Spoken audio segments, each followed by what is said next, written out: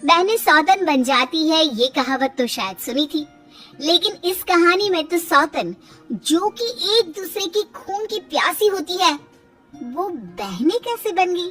चलिए देखिए जरा। अच्छा सुनो, मैंने शादी कर ली है।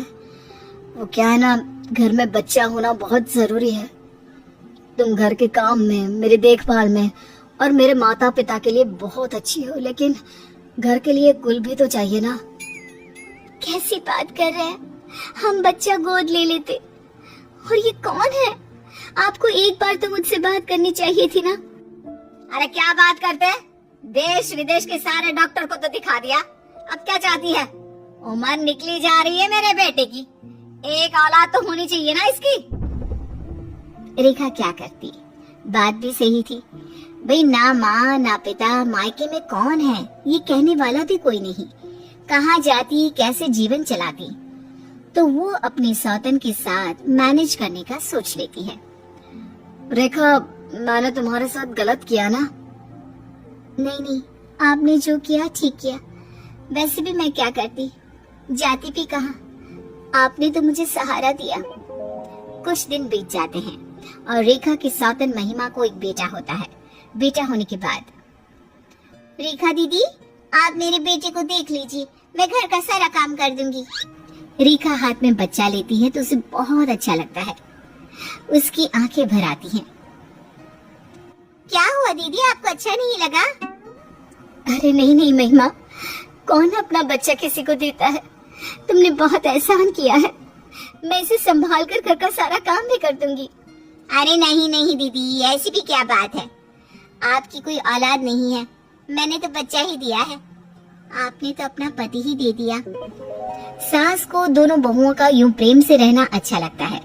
बेटा रेखा के पास ही रहता, वो उसी से ज्यादा प्यार करता। एक रात, अरे ये मुन्ना तो रोया ही जा रहा है, इसे रेखा दीदी को दे आती हूँ। महिमा बच्ची को लेकर रेखा के पास जाती है जहाँ वो जग रही होती है। अरे दीदी, इतनी रात को आप जग रही हैं, क्या हो गया, सब ठीक तो है ना? महिमा, मुझे ना इसके बिना नींद नहीं आ रही थी, तुम इसे मेरे पास छोड़ दो, मैं सुला कर दे जाऊंगी। महिमा मान जाती है, वो मुन्ने को रेखा के पास छोड़ देती है। लेकिन कमरे में जाते वक्त, देख महिमा, मुझे अच्छा लगता है कि मुन्ने की एक नहीं दो माँ है, लेकिन रेखा के पास रात में बच्चा छोड़ना ठीक नहीं है। कल को बच्चा तुझे तो पहचानेगा भी नहीं। कैसी बात कर रही है सासू माँ? क्यों नहीं, मैंने पैदा किया है, मैं हूँ मुन्ने की माँ। सास ज्यादा कुछ नहीं कहती और वहाँ से चली जाती है। अगली सुबह, महिमा ये ले मुन्ना, ये तो सो गया था और न जाने मुझे भी कब नींद आ गई थी, तो मैं मुन्ने को देने नहीं आ पाई। वैसे इसकी मालिश और नहाने का वक्त हो गया है, तो बोले तो तैयार करके ही दे देती हूँ।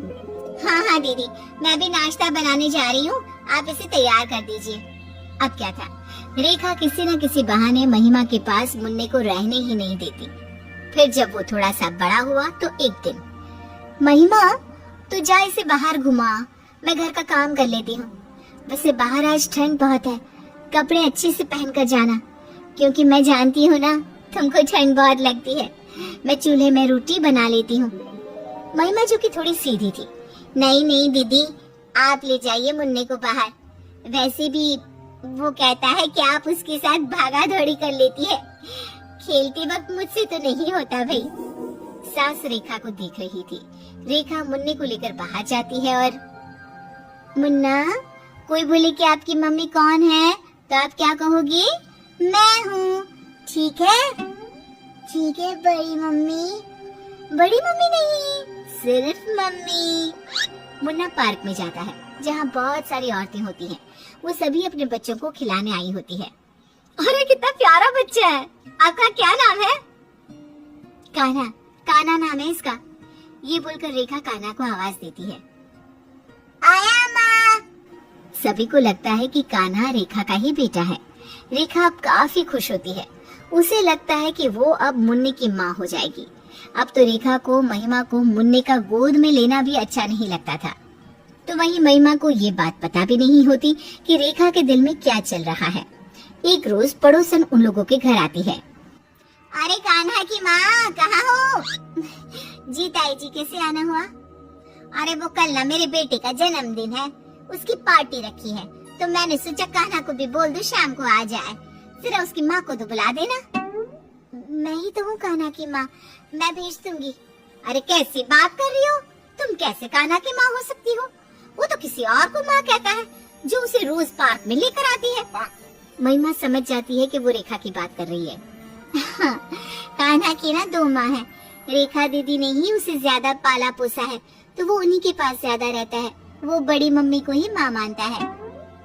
अरे वो तो ठीक है, लेकिन वो तो बोलती है कि बेटा उन्हीं का है। देख लो भाई, अच्छा शाम को भेज देना याद से। पड़ोसन तो चली जाती है, लेकिन पीछे से महिमा सोच में पड़ जाती है कि सांस आ जाती है। क्या सोच रही है? यही ना कि रेखा ने सबको ये क्यों बताया कि वो उसकी माँ है ना? हाँ माँ जी, लेकिन छोड़िए, हो सकता है मैं कुछ ज्यादा ही सोच रही हूँ। मैंने ही दीदी को इजाजत दी थी इस बात की। हाँ, लेकिन इजाजत को हक बनाना गलत है। देख महिमा, माना घर की जिम्मेदारी है, रेखा पर तरस है, लेकिन इन सब के बीच ये भी सोचो कि कान्हा भी तो तुम्हारा बेटा है। वो ना तुम्हारे साथ रहता है, ना खेलता है, ना खाता है, ना सोता है। फिर ये भी कैसी जिम्मेदारी कि तुम खुद अपने बेटे से दूर जा रही हो। शाम को महिमा सज धज के तैयार होती है। वो देखती है कि रेखा भी पूरी तैयार होकर मुन्ने को लेकर आती है। महिमा अनजान बनकर कहती है, दीदी आज इसे किसी ने बर्थडे पार्टी में बुलाया है। अच्छा किया आपने इसे तैयार कर दिया, मैं इसे ले जाती हूँ। कहाँ ले जाओगी? वो क्या है ना, आज हम लोगों का आइसक्रीम खाने का प्लान था। अरे दीदी क्या हो गया, मेरा बेटा है, आज मैं इसके साथ घूमने जाना चाहती हूँ। आप बस ना रात की सबकी रोटी बना लीजिएगा, ठीक है? अरे नहीं, मैं किचन का काम नहीं कर सकती, मैं मुन्ने को लेकर आइसक्रीम खाने जाऊंगी। ये कहकर वो मुन्ने का हाथ जोर से खींचती है, जिससे उसे चोट लग जाती है। मुन्ना रोने लगता है, लेकिन रेखा को कोई असर नहीं होता।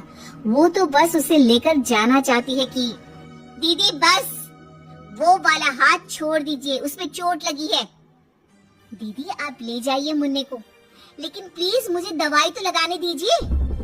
हाँ ठीक है लगा लो, लेकिन मुन्ना मेरा है। तभी पति आता है और मुन्ने को ले लेता है। देखो रेखा, तुम्हारे साथ जो हुआ उसका दुख सभी को है। मैं पूरी जिंदगी इसके लिए खुद को गलत समझूंगा, लेकिन महिमा ने तुम्हें बहन की तरह माना। बदले में तुमने ना सिर्फ मुन्ने को हड़पने की कोशिश की, बल्कि तुमने तो उसे चोट भी पहुंचा दी। क्या यही प्यार है, माँ का प्यार? रेखा जब मुन्ने की चोट देखती है तो उसे अपनी गलती का एहसास होता है। अंश एक क्लब में बैठकर अपने दोस्त नकुल के साथ ऑफिस आवर्स के बाद शराब पी रहा था, और तभी वो नकुल से कहता है, अब क्या बताओ यार तुझे नकुल, मेरी तो लाइफ मानो जैसे बोरिंग सी हो गई है। रोज काम पे जाओ और फिर घर आओ, बच्चों के साथ थोड़ा टाइम बिताओ और सो जाओ। सच कहूँ तो अब मैं निमृत से बिना बोर हो गया हूँ। शादी की स्टार्टिंग में सब ठीक था, लेकिन अब सब कुछ मानो किसी घिसे पिटे साबुन की तरह हो गया है। Full on boring. इसलिए मैं तो शादी ही नहीं करने वाला। और ऐसे तुम सब दोस्तों के मुंह से ये सारी बातें सुनकर ना और भी डर लगता है शादी जैसे शब्द से। वंश और निमृत के 2 बच्चे होते हैं। 7th क्लास में पढ़ने वाला बेटा चीरू और 8th क्लास में पढ़ने वाली बेटी तारा। घर पे माँ सुरेखा होती है। वंश के बूढ़े पापा कुलदीप जी की कुछ साल पहले ही मृत्यु हो गई थी। अब शादी के इतने साल बाद निमृत और वंश के रिश्ते में प्यार मानो कम सा हो गया था। निमृत, मैंने खाना बाहर खा लिया है, इसलिए मैं आज खाना नहीं खाऊंगा। लेकिन वंश, मैंने तुम्हारे फेवरेट छोले कुलचे बनाए और साथ में गुलाब जामुन भी। प्लीज यार चुप हो जाओ, मैं बहुत थक गया हूँ। तुम सब खा लो और रूम की एसी करते हुए जाना। Good night. निमृत को वंश के इस बर्ताव से बहुत दुख होता है, लेकिन वो कुछ नहीं बोलती। दिन गुजरते जाते हैं और वंश को पाखी नाम की एक औरत से प्यार हो जाता है। वो दोनों कैफे, शॉपिंग मॉल और थिएटर में एक साथ जाने लगते हैं। दोनों भी एक दूसरे को बहुत पसंद करने लगते हैं। वंश, तुम मुझसे इतना प्यार करते हो और मैं भी तुमसे बहुत प्यार करती हूँ, तो क्यों ना हम इस रिश्ते को शादी का नाम दे दें? लेकिन बाकी मेरी बीवी है, बच्चे हैं, तो क्या हुआ? देखो ये बात तुम भी जानते हो और मैं भी जानती हूँ। कि निमृत और तुम्हारे बीच अब कुछ नहीं बचा। तो क्यों घुट घुट कर जी रहे हो ऐसे रिश्ते में? अब अपने बच्चों के लिए तो तुम उसे अपनी जिंदगी से और अपने घर से बाहर नहीं निकाल सकते, तो उसे घर पर ही रहने दो। मैं आ जाती हूँ ना बहू बनकर। लेकिन अच्छा ठीक है, चलो। पाखी वंश को मंदिर ले जाती है और उसके साथ शादी करती है। दोनों भी गले में वरमाला डालकर घर आते हैं। तभी अपनी सौतन को देखकर निमृत के होश उड़ जाते हैं और सबके पैरों तले जमीन खिसक जाती है। वंश, ये तूने क्या किया? दूसरी शादी कर ली? अरे एक बार अपने दोनों बच्चों के बारे में सोच लेता, अपनी बीवी के बारे में सोच लेता। बेवकूफ निगोड़ा कहीं का। ये तुमने क्या किया वंश? हमारे रिश्ते का, मेरे मंगलसूत्र का अपमान कर दिया तुमने। बहुत गलत किया तुमने वंश। पापा, ये लेडी कौन है? आपने इनसे शादी क्यों की? पापा, आपने हमें हर्ट किया है। ये आपने अच्छा नहीं किया पापा। सभी घर वाले वंश पर गुस्सा हो जाते हैं, लेकिन इस सब से वंश को कोई फर्क नहीं पड़ता क्योंकि वो पाखी के प्यार में पूरा पागल हो चुका था। और अब वंश निमृत के साथ उस कमरे में नहीं बल्कि एक अलग कमरे में पाखी के साथ रहने लगता है। निमृत रातों में रोती रहती है। निमृत घर में सबके लिए खाना बनाती और सारा काम अकेले ही करती। गॉड, ये पराठे तो कितने स्पाइसी है। मैं तो इन्हें बिल्कुल भी नहीं खा पाऊंगी। सीरियसली वंश। निमृत, पाखी के लिए मीठी ठंडी दही लेकर आओ। फ्रिज से निकाली हुई लाना। निमृत पाखी को दही परोसती है। ऐसे ही पाखी और वंश दोनों भी निमृत से काम कराते रहते। रात में सोने से पहले पाखी और मेरे कमरे में पानी का जग रख कर जाना। और हाँ, अब से खाने में तीखे मसाले कम डाला करो। पाखी को तीखा सहन नहीं होता, समझ गई? जी हाँ। सुरेखा को ये सब देखकर बहुत गुस्सा आता। बेचारी निमृत भी अपने दोनों बच्चों का मुंह देखकर चुप रहती और एक ही छत के नीचे अपनी सौतन के साथ रह रही होती है। चीरू और तारा भी पाखी से नफरत करते और उसकी तरफ देखते भी नहीं। वो उनसे बात करने की कोशिश करती है, तभी वो दोनों उसे इग्नोर कर देते हैं। एक रोज पाखी सबके लिए पिज्जा बनाती है और सुरेखा, चीरू और तारा को वो बहुत पसंद आता है। हाय हाय हाय, लाजवाब! क्या कमाल का बनाया है पिज्जा तुमने पाखी। वाकई में आज तक किसी के हाथ में ना इतना स्वाद नहीं देखा। अगर तुम ये पिज्जा ही इतना अच्छा बना सकती हो तो फिर बाकी का खाना भी कितना अच्छे से बना लोगी ना पाखी बहू। सौतन पाखी को बहू, ये शब्द सुनकर बहुत अच्छा लगता है। बहू? मम्मी जी, आपने मुझे अभी बहू कहकर पुकारा ना? हाँ, बहू ही तो है तू मेरी। आजा, तुझे शगुन के पैसे दे दूं। जी मम्मी जी, आपको पता है मुझे ना सारी डिशेस बनानी आती है। मैं आपको रोज एकदम 5 स्टार रेस्टोरेंट जैसा खाना बना कर दूंगी। एक प्रॉपर सर्वगुण संपन्न बहू बन के दिखाऊंगी। Thank you thank you thank you mummy ji. ये ले, ये शगुन रख, 1 रुपया। 1 रुपए का सिक्का देखकर पाखी के चेहरे की मुस्कान गायब होकर उसका चेहरा मुरझाए हुए फूल की तरह हो जाता है। सिर्फ 1 रुपया? हाँ बहू, ये शगुन का सिक्का है, इसे संभाल कर सहज कर रखना। मम्मी, बहुत अच्छा पिज्जा बनाया है। मम्मी, क्या हम आपको हग कर सकते हैं? मम्मी? तुम दोनों ने मुझे मम्मी कहा? ओह माय गॉड, आज का दिन मेरी लाइफ का सबसे बेस्ट दिन है। आओ बच्चों। चीरू और तारा पाखी के गले लगते हैं। अपनी माँ और बच्चों ने पाखी को अपना लिया ये देखकर वंश बहुत खुश हो जाता है, लेकिन निमृत को बहुत बुरा लगता है और वो रसोई में जाकर फूट फूट कर रोती है। लेकिन सच तो ये होता है कि सुरेखा, चीरू और तारा जानबूझकर पाखी को अपनाने का नाटक कर रहे थे और उनके इस नाटक के पीछे का मकसद था। बच्चों, याद है ना तुम दोनों को प्लान क्या है? हमें उसे बहू और मम्मी बोल बोल कर उससे सारा काम करवाना है और उसे इतना परेशान करना है और उकसाना है कि वो गुस्से में आकर कुछ कर बैठे और खुद ही अपनी तबाही का कारण बने। हाँ दादी, हमें पूरा प्लान अच्छे से पता है।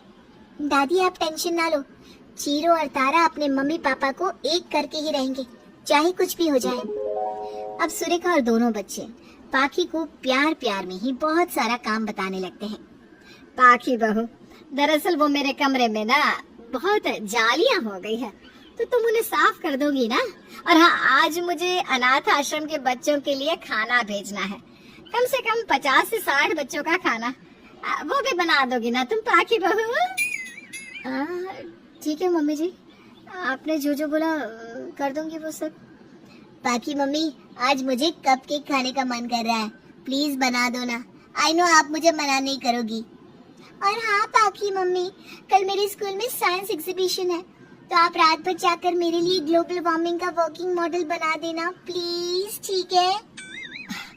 ठीक है तारा और चिरू, मैं तुम दोनों ने जो कहा वो भी कर लूंगी। पाखी सुरेखा के कमरे की सफाई करती है, अनाथ आश्रम के बच्चों के लिए घंटों तक रसोई में पैर दर्द होने तक खड़ी रहती है और फिर रात भर जाकर तारा का साइंस प्रोजेक्ट मॉडल भी बनाती है। इतने में ही पाखी की टाई टाई फिश हो जाती है।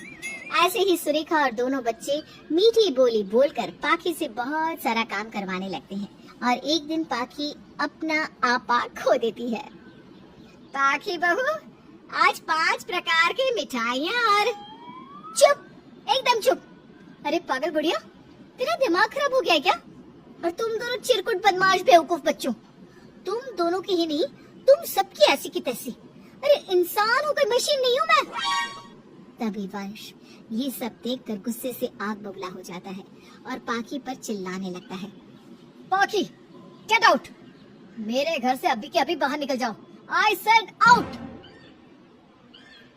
गलती मेरी नहीं है वंश, गलती तुम्हारे इस इडियट नॉनसेंस परिवार की है, तुम्हारी ये स्टूपिड माँ और बच्चों की है। और वो निमृत, वो तो है ही एक नंबर की बेवकूफ। Shut up! निमृत के बारे में एक शब्द भी अगर बोला तो तुम्हारी खैर नहीं। जो औरत मेरी माँ और मेरे बच्चों की इज्जत नहीं कर सकती, वो मेरी क्या खाक करेगी? अरे पागल था मैं जो तुमसे शादी कर ली। असलियत में तो मेरी निमृत ही मेरा सब कुछ है। वंश पाखी को घर से बाहर निकाल देता है और घुटनों पर बैठकर हाथ जोड़ते हुए भावुक होकर निमृत से माफी मांगता है। निमृत, आई लव यू निमृत, मुझे माफ कर दो। आई नो मैंने जो किया उसके लिए माफी भी नहीं मिलनी चाहिए, लेकिन प्लीज मुझे एक आखिरी मौका दो सब फिर से ठीक करने का। हाँ Vansh, I love you too. Nimrit Vansh को माफ कर देती है और पूरा परिवार फिर से एक हो जाता है।